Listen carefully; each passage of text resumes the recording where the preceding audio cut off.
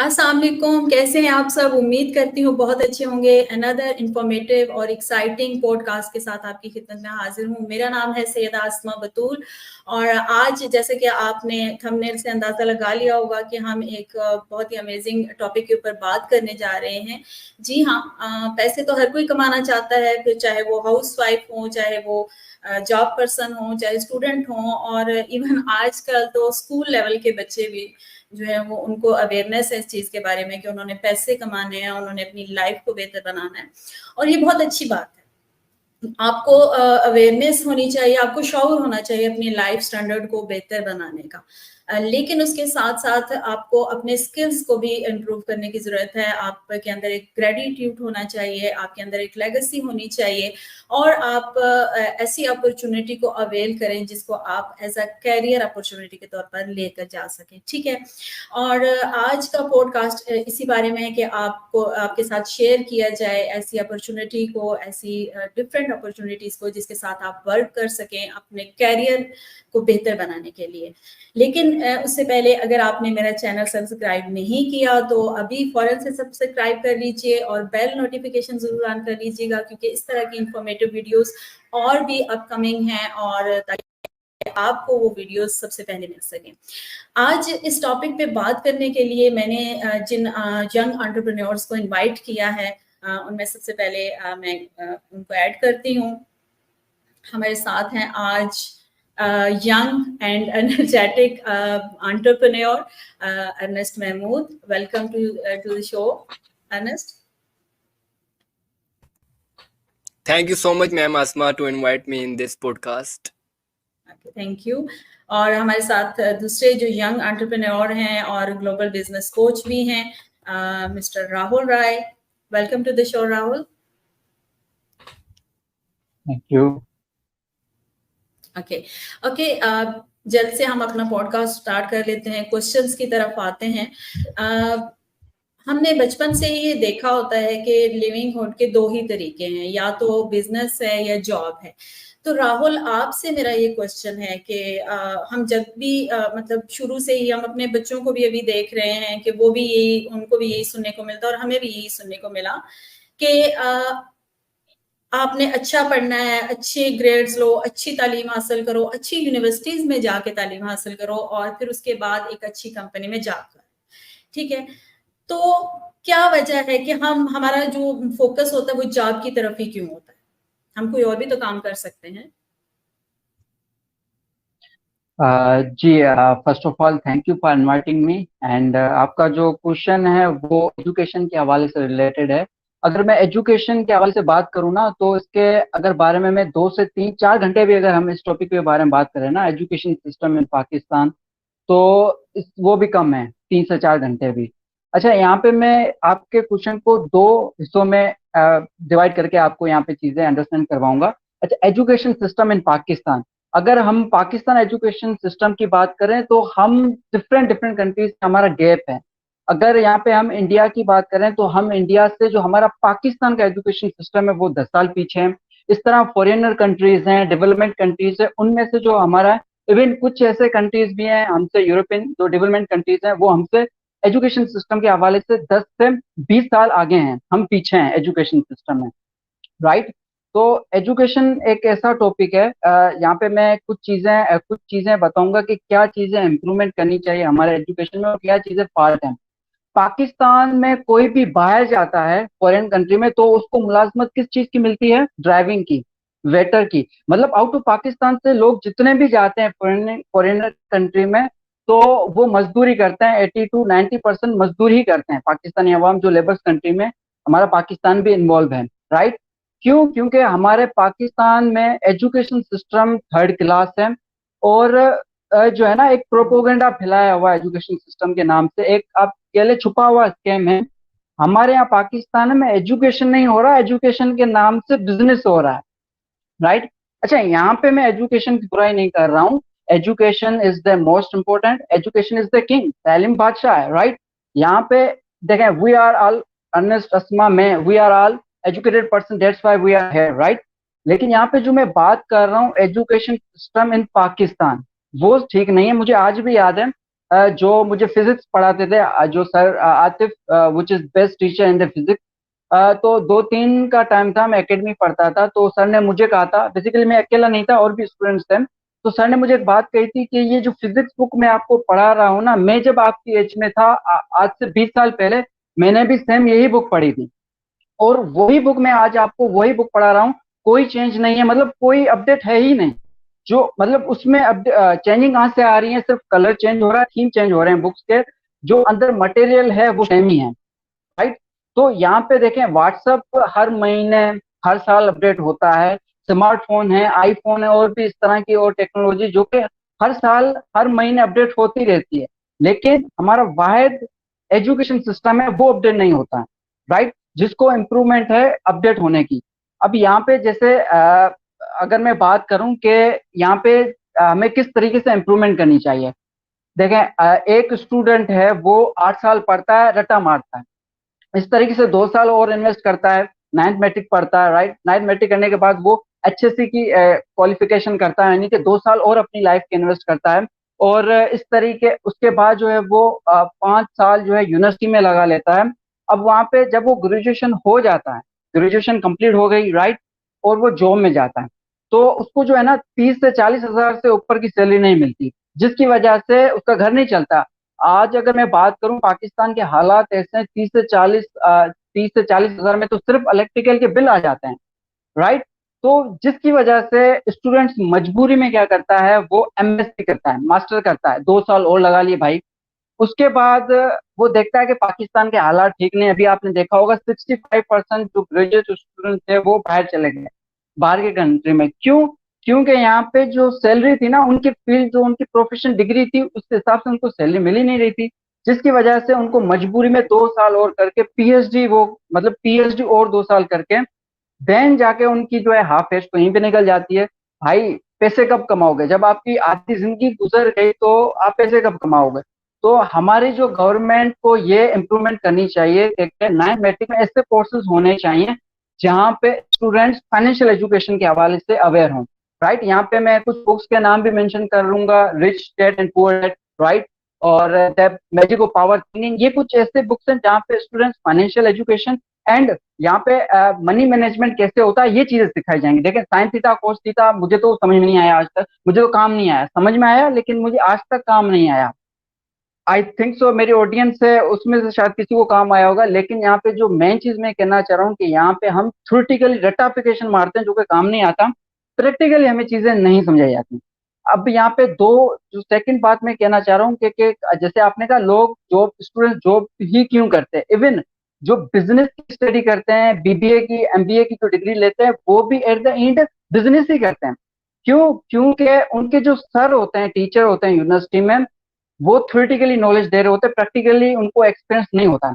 तो हमारी गवर्नमेंट यहाँ यूनिवर्सिटी ऐसे टीचर अलाउ करें जो कम अज कम, अगर मैं बात करूं, 2 ईयर यानी कि 2 साल का हैंड ओवर एक्सपीरियंस होना चाहिए किसी भी इंडस्ट्री से। मतलब वो टीचर सीख के फिर जाके 2 साल के बाद जाके वो जब स्टूडेंट्स को पढ़ाता है ना बिजनेस के हवाले से, तो वो जो बच्चा पढ़ता है ना वो होती है एक बेसिकली प्रैक्टिकली नॉलेज, तब जाके students at the end business कर सकेंगे, राइट। और यहाँ पे सेकंड ये भी है कि जो वालिदिन हैं वो जो बच्चों की जो यूनिवर्सिटी होती है 4 से 5 साल बीबीए, वो जब जो वालिदिन उनकी फीस, सेमेस्टर फीस होती है, वो 5 साल में 8 लाख 15 लाख 20 लाख रुपए इन्वेस्ट कर देते हैं अपने बच्चों पे। देन सेकंड उनके पास कैपेसिटी नहीं होती है कि वो अपने बच्चों पे इन्वेस्ट कर सके और ज्यादा, राइट। तो ये कुछ ऐसी चीजें हैं, बेसिक चीजें, मैंने कहा इस पे अगर मैं बात करूं तो बहुत लंबी डिस्कशन होने वाली है। तो ये मैंने आपको शॉर्ट में एक चीजें बताई हुई है कि क्या चीजें जो है अपडेट होनी चाहिए और किस चीज की हमें इम्प्रूवमेंट है। तो ये कुछ मैंने पॉइंट्स रखी, आई होप मैं इस क्वेश्चन का आपको अच्छे से आंसर कर सकता। जी राहुल, आपने बहुत अच्छे से आंसर किया। और एक चीज मैं इसमें जरूर ऐड करना चाहूंगी कि कैरियर काउंसलिंग हमारे एजुकेशन सिस्टम में बिल्कुल भी नहीं है। कैरियर काउंसलिंग जरूर होनी चाहिए कि जो लोग जॉब करना चाहते हैं उनको जॉब की तरफ की ट्रेनिंग प्रोवाइड की जाए, एजुकेशन प्रोवाइड की जाए। और जो लोग बिजनेस करना चाहते हैं, अब कुछ लोग ऐसे भी होते हैं कि जो बिजनेस माइंडसेट के होते हैं। अब बिजनेस माइंडसेट के लिए तो जाहिर बात है, आप जब बिजनेस स्टार्ट करने जाते हैं उसके लिए एक ह्यूज कैपिटल आपको चाहिए और भी बहुत सारी चीजें चाहिए। तो लोग क्या करते हैं कि फ्रीलांसिंग की तरफ उनका रुझान हो जाता है कि वो फ्रीलांसिंग को एज अ बिजनेस समझ रहे होते हैं। तो अर्नेस्ट, आपके साथ मेरा ये क्वेश्चन है कि जो लोग बिजनेस माइंडसेट के होते हैं वो फ्रीलांसिंग की तरफ ज्यादा उनका रुझान जा रहा है, तो क्या वो उनको वहां पे वही चीज मिलती है, बिजनेस माइंडसेट, टाइम फ्रीडम या फाइनेंशियल फ्रीडम उनको वहां पे मिल रही है फ्रीलांसिंग की तरफ जो लोग जा रहे हैं? जी अर्नेस्ट। जी मैम आसमा, आपने क्वेश्चन जो किया है मुझे समझ आ गई, मैं उसका आंसर आपको करता हूँ। बेसिकली देखिए, फ्रीलांसिंग जो है वो एक अलग फील्ड है, ठीक है।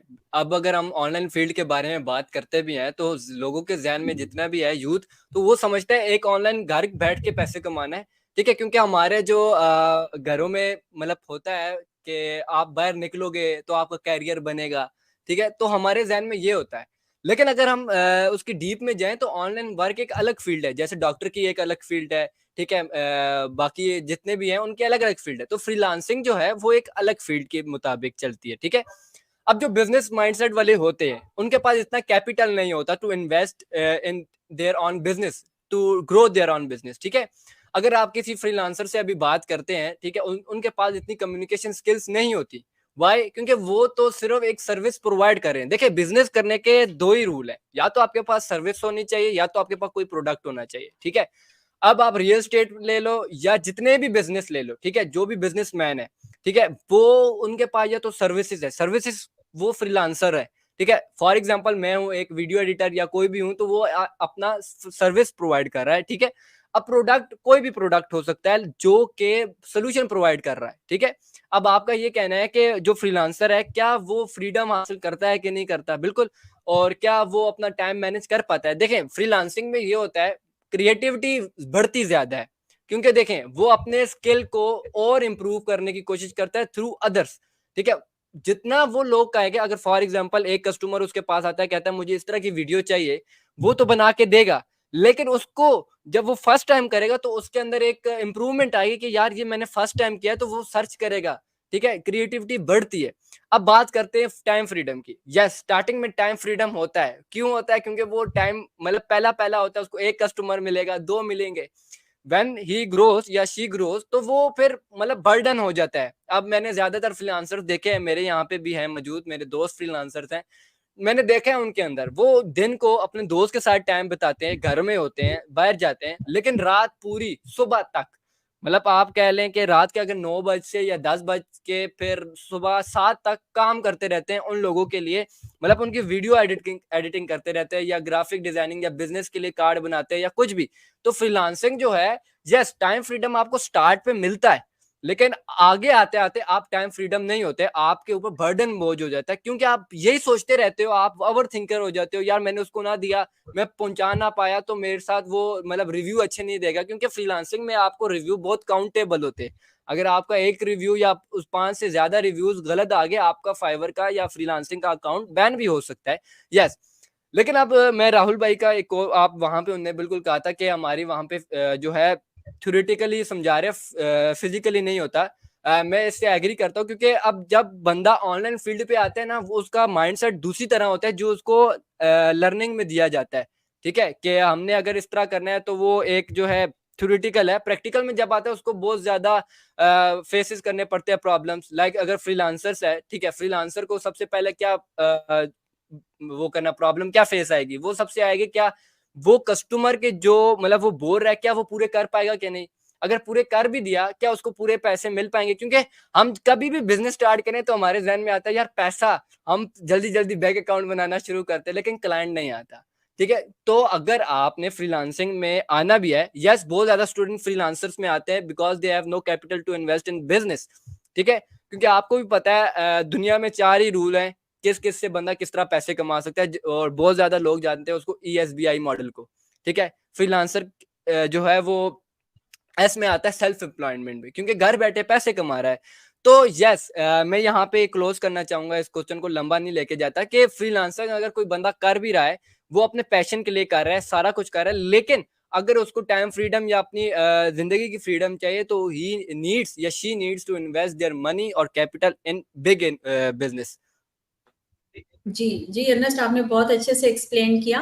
फ्रीलांसिंग के अंदर बेसिकली टाइम फ्रीडम तो आपके पास बिल्कुल भी नहीं होता, और क्रिएटिविटी की अगर बात की जाए तो वो भी आपकी लिमिटेड होकर रह जाती है, क्योंकि आपको करना वही कुछ होता है जो कि क्लाइंट आपको कह रहा होता है, आपने उसी के अंदर रहकर काम करना होता है। और दूसरी बात ये कि आप मतलब टाइम फ्रीडम तो आपको, आपने खुद ही वो गाइड भी किया कि टाइम फ्रीडम फ्रीलांसर के पास बिल्कुल भी नहीं होता। जैसे जैसे उसके क्लाइंट्स बढ़ते जाते हैं उसका वर्क भी बढ़ता चला जाता है। अच्छा, हम दूसरों के लिए तो काम करने के लिए आमादा होते हैं, अपना स्टार्टअप क्यों नहीं शुरू करते? राहुल, मेरा आपसे ये क्वेश्चन है कि हम दूसरों के लिए काम करके खुश हो रहे होते हैं कि yes we are doing great, लेकिन अपना स्टार्टअप करने से क्यों डरते हैं? आप क्या सजेस्ट करेंगे? आ, अच्छा, बड़ा मजेदार क्वेश्चन है कि हम खुद का स्टार्टअप क्यों नहीं करते। पहली तो बात, हम खुद का अगर स्टार्टअप करें ना तो भाई लाखों रुपए की तो इन्वेस्टमेंट कम से कम है, करोड़ों की भी इन्वेस्टमेंट आपको लगानी पड़ेगी। ना कि सिर्फ इन्वेस्टमेंट, उसके साथ साथ आपके पास आइडियाज होने चाहिए, वो अच्छी टीम होनी चाहिए, और भी बहुत सारी चीजें आती हैं। तो ये एक बड़ी लंबी डिस्कशन है। अच्छा, यहाँ पे मैं थोड़ा पीछे लेके चलूंगा। ऑन एन एवरेज जो स्टूडेंट्स की एज होती है 3 से 5 साल के बाद वो पढ़ाई करना शुरू करता है। वालिदिन की ख्वाहिश होती है कि उसका बेटा पढ़े, राइट। अच्छा, यहाँ पे जो 3 से 5 साल की एज में जो बच्चा है ना, वो खुद के डिसीजन खुद नहीं ले पा रहा होता है। मतलब वो जो इंस्ट्रक्शन है ना, वो किसी और पे डिपेंडेंट होता है। वो जो इंस्ट्रक्शन फॉलो कर रहा होता है वो अपने सीनियर के हिसाब से फॉलो कर रहा होता है। यहाँ पे मैं सीनियर की बात कर रहा हूँ, वालिदिन की मैं बात कर रहा हूँ यहाँ पे। अच्छा, यहाँ पे जो वालिदिन अपने बच्चों पे एम्फेसाइज करते हैं ना कि भाई तुम्हें जो है ना डॉक्टर ही बनना है या तुम्हें इंजीनियरिंग बनना है, और यहाँ पे बच्चा कुछ और चाह रहा होता है, वालिदिन कुछ और चाह रहा होता है। मतलब अपोजिट यहाँ पे दोनों के जो है ना आइडियाज होते हैं। तो अब यहाँ पे जिसकी वजह से जो काफी स्टूडेंट्स है वो डिप्रेशन में चले जाते हैं, या फिर काफी गलत चीजें भी होती हैं जो कि आप आए दिन सोशल मीडिया पे देखते रहते हैं। अच्छा, यहाँ पे मैं वालिदिन के खिलाफ नहीं हूँ, ना ही मैं वालिदिन की बुराई कर रहा हूँ। कोई भी वालिदिन इस दुनिया में कोई भी ऐसा पेरेंट्स नहीं होगा जो अपने बच्चों के लिए गलत सोचे। हर वालिदिन अपने बच्चों के लिए अच्छा ही सोचता है ताकि इसका करियर अच्छा ही रहे। तो अभी यहाँ पे जो चीज मेरे ख्याल से जो होती है ना, वो है मिसअंडरस्टैंडिंग के बाप और बेटे के बीच में जो है ना कम्युनिकेशन नहीं होती है। टू वे कम्युनिकेशन, एक हेल्दी कम्युनिकेशन नहीं होती है, जिसकी वजह से ये चीजें होती है। अच्छा, यहाँ पे जो है ना बाप को ये समझना चाहिए, बाप को और बेटे को दोनों को यहाँ पे अंडरस्टैंडिंग होनी चाहिए कि बाप के जो जो दौर में ना बाप का अगर हम दौर देखें, यानी कि अगले 20 साल पीछे अगर हम चले जाएं, तो तब ट्रेंड कुछ और था और आज का ट्रेंड कुछ और है। आज का डिजिटल एरा है, आज मॉडर्न एरा है। पहले काम जो 3 दिन में होता था, जो पहले काम 1 महीने में या कुछ सालों में होता था, आज वही काम अगर हम इस दौर की बात करें तो वही काम 1 दिन में या फिर कुछ मिनटों में हो जाता है, राइट।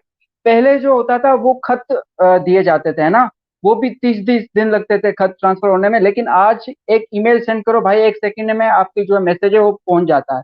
तो उस उस दौर में जो ना चीजें चेंज थी, इस दौर में चीजें चेंज चेंज हैं। पहले अगर वालिदिन के दौर में फेसबुक नहीं था, राइट, ये जो है ना बेटे को अपने वालिदिन को जरूर समझना चाहिए कि पहले इंस्टाग्राम आपके दौर में नहीं था, पहले यूट्यूब आपके दौर में नहीं था, पहले ये चीजें ऑनलाइन थी ही नहीं, तो आप कैसे हमें गाइड कर सकते हैं, राइट। तो यहाँ पे जो है ना टू वे अगर कम्युनिकेशन होती है ना, तो बाप भी समझ सकता है अच्छे तरीके से और उसका बेटा भी समझ सकता है। एक तो बात ये रही। अच्छा, सेकंड, यहाँ पे जो स्टूडेंट्स है ना, वो होते हैं जो माइंडसेट के, चाहे वो बीबीए की स्टडी करें या फिर ना करें। अब वो इसलिए होते हैं क्योंकि 18 साल के बाद वो मेच्योर हो जाते हैं, और अल्लाह ताला ने हर इंसान को जब वो अडल्ट हो जाता है उनको एक ताकत दी है कि आप खुद डिसीजन ले सकते हैं अपनी लाइफ में, राइट। लेकिन यहाँ पे जो चीजें होती है ना, एनवायरमेंट, राइट, एक तो वालिदिन का फर्ज बनता है, सेकंड है कि वो किस एनवायरमेंट में रह रहा है। हम जिसमें देखें, हम उनसे सलाह ले रहे होते हैं जो खुद कामयाब नहीं होते हैं, या फिर हम उनसे सलाह ले रहे होते हैं जो माइंडसेट के होते हैं, जो बिजनेस माइंडसेट, जिनका बड़ी सोच होती ही नहीं है, जिनकी इंटरप्रेन्योर सोच होती नहीं है, हम उनसे सलाह ले रहे होते हैं। जिसकी वजह से हम क्या करते हैं कि जॉब फील्ड में जाते हैं। वो कहते हैं ना कि राजा का बेटा राजा बनेगा, राइट। एक आपने फिल्म देखी होगी, उसमें एक ऋतिक रोशन का डायलॉग है कि राजा का बेटा राजा नहीं बनेगा, राइट। लेकिन यहाँ पे क्या होता है हमारे एनवायरमेंट में कि डॉक्टर का बेटा डॉक्टर होता है, मजदूर का बेटा मजदूरी कर रहा होता है, बिजनेस का बेटा बिजनेस होता है, राइट। तो अब यहाँ पे वो जब जॉब पर्सन से जब वो सलाह लेता है तो जाहिर बात है वो जो भी करता है, राइट। तो जिसकी वजह से 90% लोग जो है जॉब करते हैं वो मतलब लिमिटेड ही सोच होती है, वो क्रिएटिव थिंकिंग नहीं कर पाते हैं क्योंकि उन्हें एनवायरमेंट ही ऐसा मिलता है। तो जो स्टूडेंट्स हैं उनको एक ऐसे एनवायरमेंट में जाना चाहिए जहाँ पे सक्सेसफुल पर्सन होते हो, जहाँ पे हेल्थी कम्युनिकेशन की बात की जाए, जैसे हम अभी कर रहे हैं। हम एक ऐसी बात पे बात कर रहे हैं जो कुछ प्रॉब्लम पे भी हमने बात की, और हम जो इम्पोर्टेंट पॉइंट है वो है कि डॉलर में आप कैसे पैसे कमाएं। महंगाई तो है भाई, हमें रोना नहीं है, राइट। अगर मैं कामयाब होता हूँ ना आगे जाके, तो वो मेरी वजह से ही कामयाब बनूंगा। ऐसे नहीं यार इमरान खान ने वो कर दिया, इसने ये कर दिया, भाई ब्लेम किसी को नहीं देना है। यहाँ पे जो है ना सब कुछ है मुझ पे ही मैटर करती है, जो देखने वाले हैं उस पे ही सारी चीजें मैटर करती हैं कि आप किस एनवायरमेंट में रह रहे हैं। अगर देखें, अगर आप अब काफी लोग ऐसे होंगे कि भाई मेरे पास तो जो है सक्सेसफुल है ही नहीं, मैं किससे सलाह लूं, तो आप सोशल मीडिया में जाए ना। ऐसे आपको हजारों लोग मिलेंगे जो जीरो से हीरो बने, जिनके पास कुछ नहीं था, आज वो हीरो बने बैठे हैं, आज वो बहुत पैसे कमा रहे हैं और वो सक्सेसफुल पर्सन है। तो अगर आप वो डेली रूटीन में क्या करते हैं, अगर आप वो देख लेते हैं ना, तो ऑटोमेटिकली आप भी सक्सेसफुल पर्सन बन जाते हैं। एक तो ये रीजन थी कि उनका एनवायरमेंट ऐसा होता है जिसकी वजह से उनकी लिमिटेड सोच ही होती है, जॉब तक ही होती है, 9 to 5 डेज की जॉब तक ही होती है। सेकंड, जो अगर मैं बात करूं, पाकिस्तान में ऐसी इंडस्ट्री नहीं है, जो इंडस्ट्री आती है वो खत्म हो जाती है क्योंकि पाकिस्तान के हालात ही ठीक नहीं है। तो अगर हम वेस्टर्न कंट्री की बात करें, डेवलपमेंट कंट्रीज की बात करें, वहां पे क्या होता है, वहां पे ऐसी इंडस्ट्री है जहां पे स्टूडेंट अपनी पढ़ाई के साथ साथ एज अ पार्ट टाइम उस इंडस्ट्री में काम करते हैं, और जिसकी वजह से वो साइड इनकम जनरेट करते हैं। ना कि सिर्फ वो पैसे कमाते हैं, बल्कि पैसे कमाने के साथ साथ एक उससे ज्यादा अच्छी चीज जो कमाते हैं वो है हैंड ओवर एक्सपीरियंस। उस इंडस्ट्री में लेकर बहुत सारी ब्रांड्स हैं, अगर आप चले जाएं बाहर में, तो क्या होता है, जो बंदा इंडस्ट्री में सीखता है स्टूडेंट्स, राइट, तो वही स्टूडेंट्स कल को जाके एक अपनी इंडस्ट्री ओपन करता है, एक अपना स्टार्टअप खुद का ओपन करता है, क्योंकि वो एक्सपीरियंस ले चुका होता है। तो ये फैक्टर मेजर हैं जो कि फॉरेन कंट्री में है, लेकिन पाकिस्तान में नहीं है। अब पाकिस्तान में क्या है, पाकिस्तान में एक है टेक्नोलॉजी, और सेकंड जो मैं बात करने वाला हूँ वो है बिजनेस मॉडल। जी हाँ, मैं बात कर रहा हूँ नेटवर्क मार्केटिंग बिजनेस मॉडल। ये एक ऐसा बिजनेस मॉडल है जो कि जीरो इन्वेस्टमेंट बिजनेस है, एंड सेकंड सबसे अच्छी बात इसकी कि ये ऑलरेडी सक्सेसफुल बिजनेस है। थर्ड इम्पोर्टेंट, मोस्ट इम्पोर्टेंट यहाँ पे जो बात आती है कि हम इस नेटवर्क मार्केटिंग इंडस्ट्री में वो चीजें सीखते हैं जो हमें कहीं फैमिली इन्वायरमेंट में, अपने फ्रेंड्स इन्वायरमेंट में सीखने के लिए नहीं मिलती, इवन ना कि हमें तालीमी इदारों में सीखने के लिए मिलती हैं। मैं यहाँ बात कर रहा हूँ कम्युनिकेशन स्किल्स, मैं यहाँ बात कर रहा हूँ लीडरशिप स्किल्स। सी देखें, स्टूडेंट्स का गोल ये नहीं होना चाहिए पैसा, money is your second priority. अगर आप नेटवर्क मार्केटिंग बिजनेस में आते हैं तो money is your second priority, first priority is your skills improvement. जितनी आप अपनी स्किल्स को इंप्रूवमेंट करोगे ना, उतनी आपकी इनके इनकम इंप्रूवमेंट होती रहेगी।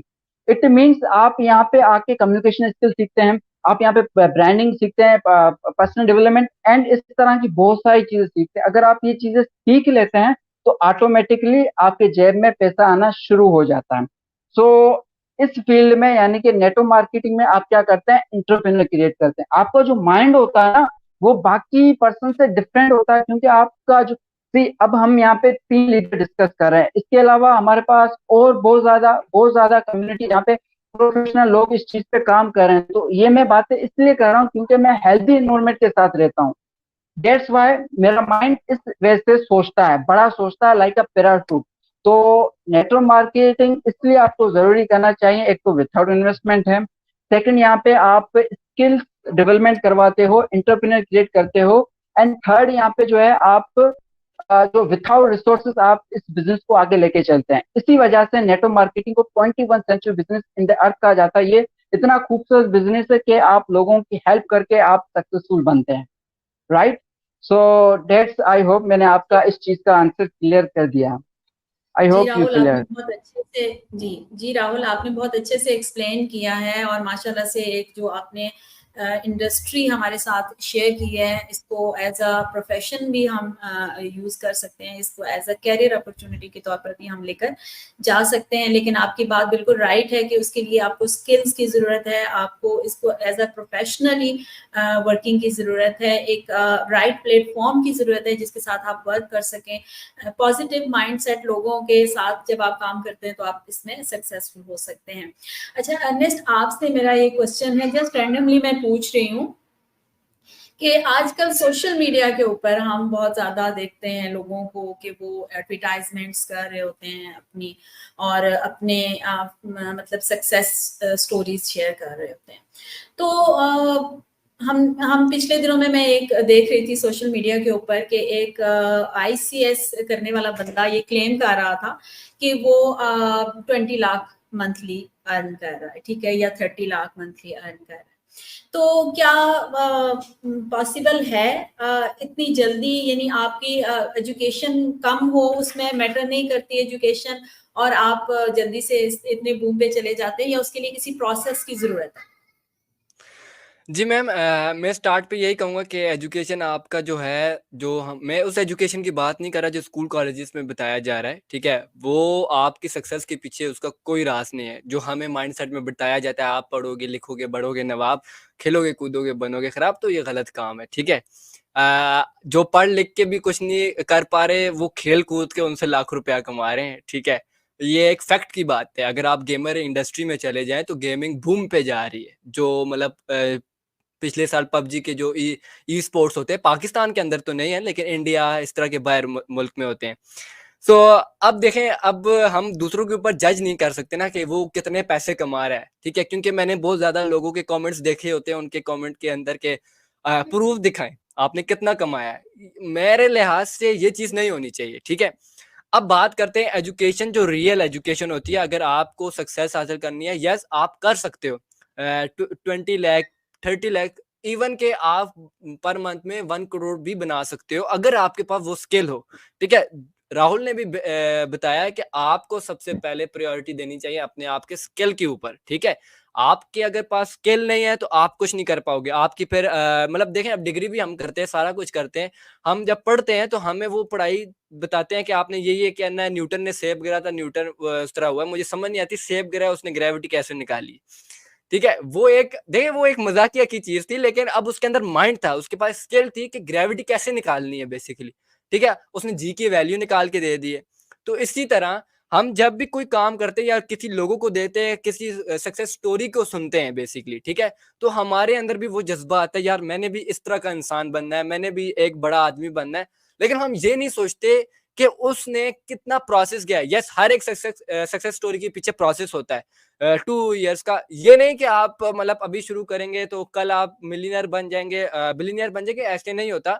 जो भी, अगर फॉर एग्जाम्पल मेरे पास कोई आता है, मैं कहता हूँ मैं आई एम अ मिलियनर, या कोई भी कहता है, तो उसके पीछे एक प्रोसेस है, 2-3 साल का प्रोसेस, 4 साल का, इवन के 6 साल भी लग सकते हैं, ठीक है? आपके पास अगर आपके अंदर बिलीव है कि आप, और दूसरे साथ क्या आप उस इंडस्ट्री को बिलीव करते हो, यार इसी इंडस्ट्री में मैं ग्रो कर सकता हूँ, तो definitely you will be grow in this industry, ठीक है? जैसे मैं यहाँ पे कहूंगा, राहुल ने बताया नेटवर्क मार्केटिंग इंडस्ट्री के बारे में, जो कि I think so 6.5 trillion dollars per month, per year कमाती है, ठीक है? बहुत बड़ी इंडस्ट्री है बेसिकली।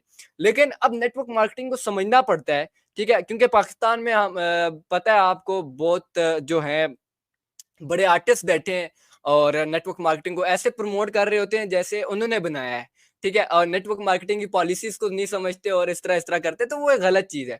अब मैं क्वेश्चन के ऊपर भी आता हूँ, जो आंसर दे रहा था। तो बेसिकली अब अगर हम किसी की स्टोरी देख रहे हैं तो आप ये सोचना चाहिए कि वो आदमी कैसे बना है, ठीक है? अब आप उसकी मर्सिडीज देख लेते हो, आप कहते हो मुझे मर्सिडीज चाहिए, तो वो नहीं होता। आप कहो कि उसने मर्सिडीज लेने के लिए क्या क्या काम किए। अगर वो उस तरह के काम कर रहा है, अपने लाइफ में चेंजिंग ला रहा है, तो आप भी अपने लाइफ के अंदर चेंजिंग लाना शुरू करो। डेफिनेटली आपके अंदर भी चेंजिंग आएगी, तो आपकी लाइफ के अंदर भी चेंजिंग आएगी।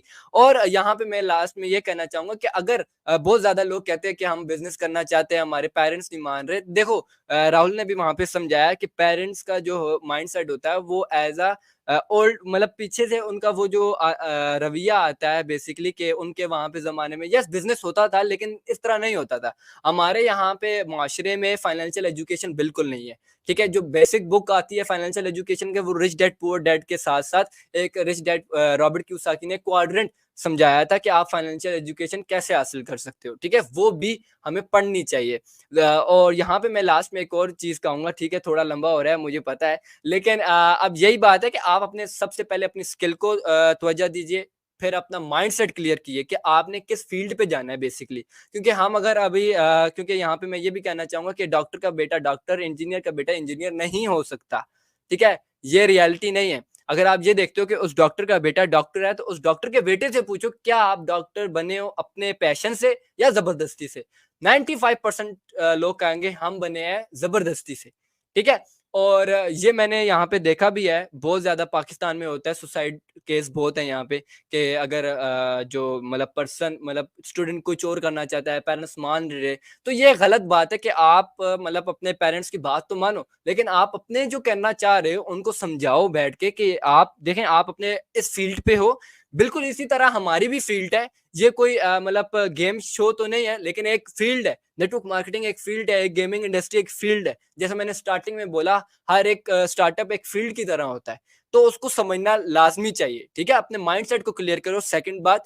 और अगर आप नेटवर्क मार्केटिंग इंडस्ट्री में आते हो, तो याद रखना कि आपका माइंडसेट कम से कम जो आपने 10 इयर्स का सोचा है, उसको लिख के रखो कि 10 इयर्स में मैंने इतना करना है या 5 ईयर में मैंने इतना कुछ करके जाना है। क्योंकि अगर आप नेटवर्क मार्केटिंग इंडस्ट्री में आते हो और आप कहते हो नेक्स्ट ईयर या मतलब क्योंकि बहुत टाइम लग जाता है नेटवर्क मार्केटिंग इंडस्ट्री में ग्रो होने के लिए। आपका पर्सनल ब्रांडिंग होनी चाहिए बेसिकली, आपके स्किल कैसे, कम्युनिकेशन स्किल्स कैसी हैं, तो वो बहुत बड़ा डिपेंड करता है। जी, अर्नेस्ट आपने बहुत अच्छे से एक्सप्लेन किया। बेसिकली मेरा भी यही ख़्याल है कि हमें कोई भी इंडस्ट्री हो, आप किसी भी जगह पे चले जाएँ, आपको एक टाइम चाहिए, एक प्रोसेस चाहिए उसके अंदर ग्रो करने के लिए। रातों-रात कोई भी अमीर नहीं बन सकता और जो लोग आपको इस तरह की मोटिवेशन देते हैं कि आप दिनों के अंदर जो है वो आसमानों पे पहुँच सकते हैं, तो ऐसा बिल्कुल भी नहीं होता। आपको एक प्रोसेस के थ्रू, एक टाइम के थ्रू जो है वो हर चीज़ अपनी जगह पे सेट होती जाती है। तो आपको एक प्रोसेस के थ्रू आगे बढ़ना होता है और असल कामयाबी आपकी स्टेइंग कामयाबी वही होती है कि जो आप प्रोसेस के थ्रू आगे बढ़ते हैं। आज के जो हमारा पॉडकास्ट था उसके अंदर हमने जो डिस्कस किया वो ये था कि हमारा एजुकेशन सिस्टम हमें सपोर्ट नहीं करता। हमारे अपने पैशन के लिहाज से, हमारा न्यू अपॉर्चुनिटीज़ के लिहाज से और न्यू एरा के लिहाज से हमारा एजुकेशन सिस्टम उस लिहाज से नहीं है, तो इट शुड बी चेंज, इसके अंदर चेंज आना चाहिए। दूसरी बात हमने ये की कि हम ऑनलाइन किस तरीके से बिजनेस कर सकते हैं, उसके ऊपर हमने बात की और माशाल्लाह से अर्नेस्ट और राहुल ने बहुत अच्छे से एक्सप्लेन भी वो चीज़ें की। थैंक यू राहुल, अर्नेस्ट, आपका बहुत बहुत शुक्रिया कि आपने टाइम दिया हमें और बहुत सारी चीज़ें जो है वो क्लियर की। इंशाल्लाह ताला नेक्स्ट पॉडकास्ट के अंदर भी हम इसी तरह इंफॉर्मेटिव वीडियोस के साथ आपके खिदमत में हाजिर होते रहेंगे। पाकिस्तान की तरक्की और खुशहाली के लिए दुआ कीजिएगा और हम सब के लिए दुआ कीजिएगा। जी, राहुल और अर्नेस्ट, लास्ट वर्ड्स अगर आप कोई कहना चाहें तो। जी बस मैं तो यही कहना चाहूंगा कि जो ट्रेंडिंग दौर चल रहा है ना, उस पे काम करें और बहुत सारा फील्ड है, बस रिसर्च करें। ठीक है, रिसर्च करने के बाद ही आप किसी फील्ड में उतरें। और ऐसा नहीं कि शॉर्ट टर्म में, कम से कम 6 या 3 महीने आप लगाएं, इंशाल्लाह यू विल बी सक्सेस, मतलब सक्सेस की तरफ बढ़ेंगे। Thank you. जी, बिल्कुल। जी, मैं भी राहुल भाई के साथ ही जी एक्सेप्ट करता हूँ। बस। चलें, थैंक यू सो मच, आप लोगों का बहुत-बहुत ओके, शुक्रिया। बहुत शुक्रिया आपका। Okay, thank you. Thank you, आप सबका थैंक यू। बहुत-बहुत शुक्रिया। मुझे अल्लाह हाफिज। इजाज़त दीजिए। अपनी दुआ में याद रखिएगा, पाकिस्तान की तरक्की और खुशहाली के लिए काम भी कीजिएगा और दुआ भी कीजिएगा। अल्लाह हाफ़िज़। अल्लाह हाफ़िज़। Thank you so much. Allah Hafiz.